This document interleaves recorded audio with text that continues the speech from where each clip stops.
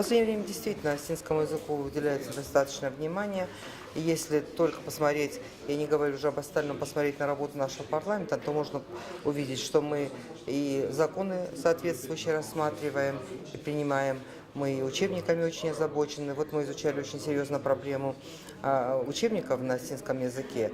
И могу вам сказать, что подняли всю общественность, подняли писателей, подняли просто людей, заинтересованных в том, чтобы развитие осетинского языка. И должна сказать, что те замечания, которые были, они были очень существенными. Сейчас мы готовить будем, когда новый комплект учебников, все это будет учтено. Я думаю, что это очень хорошо, когда общество озабочено, когда общество хочет, чтобы было развитие, было продвижение. Наверное, вот это самое главное.